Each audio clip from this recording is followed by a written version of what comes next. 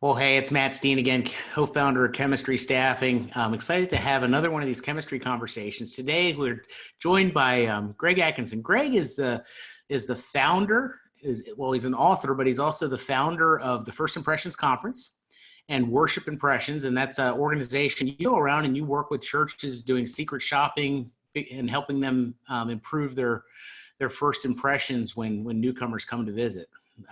So Greg, thanks for taking some time to talk to me this morning. Yeah, thank you for having me. Glad to be here. Hey, man.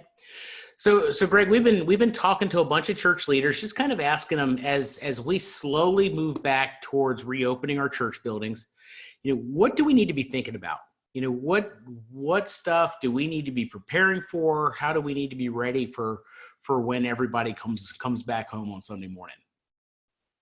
Yeah, great question. I like people that methodically and strategically think through how they want to reopen, and it's going to be different for every state, every region, every part of the country, and local state government officials and how they roll that out, and also just knowing your people. And so I put together a blog. It actually went viral on my blog, gregatkinson.com, about 10 questions you should ask your congregation before you reopen.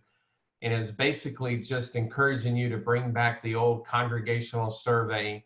I didn't create a survey for you. I'm not selling anything. I'm not wanting to put anything off on you. I just say, here's some questions you ought to think through. And then here's a bunch of websites that you could use, like SurveyMonkey or Jotform or Typeform or Google Forms, that you could use to create your own digital survey. And then you pick the questions that you think resonate the most with your congregation. And it's stuff like, if we were to reopen, would you even come back? If you volunteer, would you still be a volunteer? And I just have pastors think through things like, if you're a congregation of 500, what are you going to do if only 100 show up? And if it takes 100 volunteers to pull off a Sunday, what are you going to do if only 10 volunteers show up to serve? And what do you do about children's ministry and bulletins, handouts? Everything I'm reading says to not do any printed material, no handouts, no bulletins, but thinking through, stuff like communion. A lot of churches, a lot of denominations do communion every week. How do you do that? Do you serve coffee? Do you serve donuts? Do you serve refreshments if you've done that in the past? Do you pass the offering plate? Yeah. Can you have church without coffee and donuts? Is that even allowed? Yeah, it can happen. It can happen. But what do you do about the offering?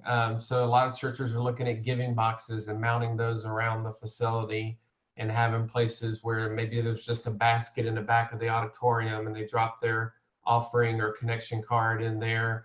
A lot of churches are creating digital connection cards so that there's nothing printed, nothing tangible, nothing that people can touch or spread germs on. But so at gregatkinson.com, I just put together a resource, and I listed several blog posts and articles that have helped me of other professionals that have listed questions and things to think through for reopening, as well as government guidelines and CDC, things like that.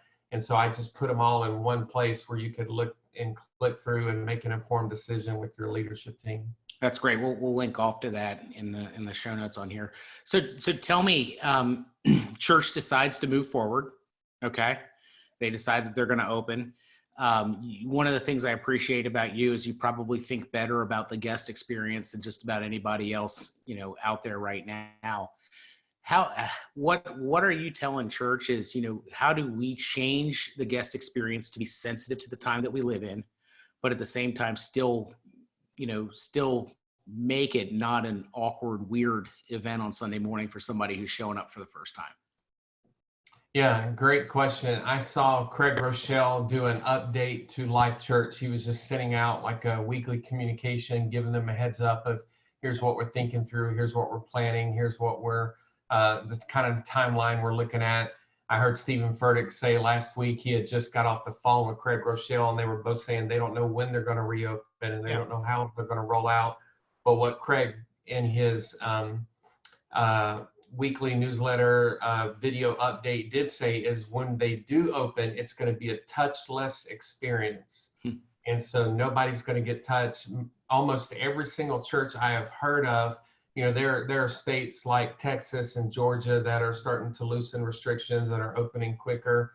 And every church that I've heard anywhere across the nation, I have a Facebook group where I'm constantly keeping a pulse on churches around the country and around North America and really around the world. There's people in there from all over, but one of the common themes is family services. So there's no children's ministry, no breakouts, no small groups, no Sunday school, nothing for the kids. And so families sit together. They still keep social distancing, 6 feet apart. Some churches are doing every other pew and you sit together with your family, but a touchless experience, which means those overzealous greeters, don't stick their hand out and say, good morning, welcome. It's hands-free. I did a seminar recently where I talked about it'd be a good time for churches to hold those signs that you see, the pop signs. Oh, yeah. Say, welcome back, glad you're here. Yeah. Welcome home, just kind of something that gets their hands occupied so they're not reaching out to shake your hand. But I would prop doors open and just let people walk through and not be touched. It is about a week ago or 2 weeks ago, I had a repair person come out to the house to fix something. And when I opened the door, I immediately shot my hand out and said, hey, and he just out of reaction shook my hand. And then he said, oh, you're not sick, are you? And I said, no, you're not sick, are you? It was just common. It was just nature, human nature. Yeah. And so when we get back together, we're going to have to really just hold back because, and here's what's important. We got into a big discussion in my Facebook group. I have a Facebook group called Weekend Worship and Guest Services, and we talk about this kind of stuff. And there's some people that were pretty passionate saying, well, I love the sense of touch. I love hugging. I love shaking hands. I love the meet and greet. I love the fellowship time. I love, it's my love language to hug others. And I said, that's great, but you're going to freak some people out. There's some people who, especially right now in this COVID season, do not want to be touched. They don't want to be approached. There was a restaurant in town. They just loosened a lot of stuff here. I live, as you know, in Rock Hill, South Carolina, which is a suburb of Charlotte, North Carolina. So we're right at the border. So that's why we call it the Carolinas, and the Carolina Panthers split both South Carolina and North Carolina. So I'm on the South Carolina side, but I'm in the Charlotte metro. And in South Carolina, the governor loosened all the restrictions. And so they had all these restaurants open, and outdoor dining was the thing that they were starting. Well, I didn't do that, but I thought I would go get takeout. And so I went to my favorite Mexican restaurant because yesterday was Cinco de Mayo. And I thought, I'm going to go in and order takeout and take it home. Well, I walked in, I had my mask on, and there were all these people that were waiting in line that were close to me, not 6 feet apart, but very close. And they didn't have masks on, and it freaked me out. And I thought, I'm not waiting in this line. I'm going to go back home and make my own tacos. And so I walked right back out of the restaurant and went home and made dinner at home. And so, so if you have somebody that's overzealous, or maybe it even feels a little selfish of, well, I like to hug, I like to shake hands.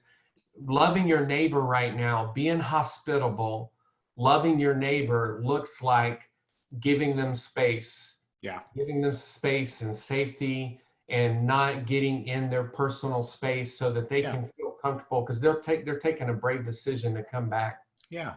That's a good word. So how do you communicate that ahead of time? Because there's, if people just show up on church on Sunday morning, they're going to think it's normal, right? And they're going to do their thing. So how do you communicate that well? That's where I would follow the lead of what Craig Rochelle did. Craig leads the largest church in the country, Life Church, and he's been doing regular communication. And so he just put out a weekly communication via video, and he's just very natural, on the camera. Craig's great at staring down the camera. And he said, hey, we can't wait to get back together with you, and it's going to look like this. And I saw another pastor in Houston do a video as well, and they said, look, we're going to come back. The seating capacity is going to be limited. It'll probably be 25% capacity. We're probably going to do a ticketing system where you have to have a ticket and reserve a seat just to make sure we keep crowd sizes down. It's going to be a touchless experience. You'll be able to come in and sit and worship, and nobody's going to bother you. And so just communicating that, just letting them know. People are looking for leadership in these troubled times right now, in these difficult times. And so just being clear and concise and consistent and saying, look, we're gonna do everything we can.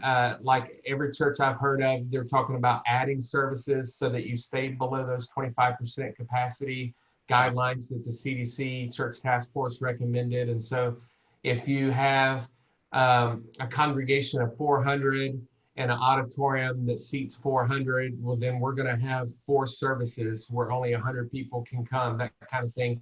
And the best way to reserve that is through, you could use your church database, CHMS, like a planning center, or Eventbrite, which is a free option for tickets, finding a way to do ticketing.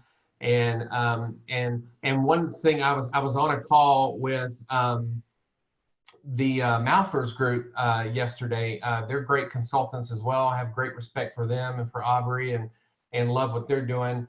And they were saying that one of the things they've been telling their churches that they work with is to undersell the tickets. And so if you have 100 seats available in the service, only offer 80 tickets, so that when you have those walk-ups that didn't register, that you're not going to be in a tough situation of turning people away or having too many people in a space at once. And so if you want 100 people for a service, offer 80 tickets and expect 20 that walk up without a ticket, that kind of thing. That's really smart. That leaves room for guests, leaves room for, we all have the image in our head. We know exactly who the one is that goes to our church that's going to walk up without the ticket, right? Yeah. We know exactly who that is. Well, Greg, this has been really helpful. If before we go, I want to be respectful of your time, but before we go, is there one thing that you would say to everybody that's watching this, just before we go back into the season of seeming, close to normal, maybe? Yeah, I would just say, regardless of your personal thoughts or politics, or whether you think the virus is real or a hoax, and I know it, I actually got sick. I know it's a real deal. I was sick for 4 weeks, but whether you think this is too much drama or whatever, a lot of people are really concerned about this, and a lot of people are vulnerable. So the best way that we can love them and minister to them and be hospitable to them is to protect them. And so that means following the CDC guidelines and going over the top with sanitizing your church. And so for years, I've done podcasts, and I wrote about it in my, I have a book, Secrets of the Secret Shopper, where I go through all these different areas. And in children's ministry, which we don't want to open up children's ministry at the beginning, but I've said for years, children's ministry should be clean, safe, and secure. Well, it's the same way going back now in the COVID season, going back to church, it's got to be clean, safe, and secure. And so what this means, and this is a practical tip for you, if your services are 9:30 and 11, and you have to finish your 9:30 service, which gets out at 10:30. 10:30 to 11 is probably not enough time to sanitize everything down again and allow stuff, the disinfectant, to be wet and to do its job and to dry properly and to properly sanitize your pews, your chairs, your auditorium, your table counter, countertops, your surfaces. It may not be enough time, so you might have to do a 9:30 and a 12 p.m. service, or a 9:30 and a 1 service, or maybe 12 is fine, or 9:30 and 11:30. I've seen a lot of churches that are doing 2 hours apart, but you have to have time. So you want to come in Saturday and Sunday morning and completely wipe down everything, disinfect, sanitize, clean, wipe every surface, everything down. Then between services, you and your team and your ushers and your staff and volunteers have to do it all again. There was a large church that a lot of us are familiar with that opened up in Dallas this past weekend, and they talked about what they went through sanitizing in between services, and they had a volunteer that kind of sat down to rest in a seat, and they had to say, "Get up! Now we got to sanitize it all over again. We have to start over wiping it down." And so, take this seriously. A lot of people are really concerned, and more importantly, a lot of people are really vulnerable with their immune system. And so being hospitable, loving our neighbor looks like taking this seriously and being safety. And so taking safety precautions. That's great. That's great. Greg, thank you so much. Really appreciate your time. Really appreciate your wisdom. Yeah, thank you for having me.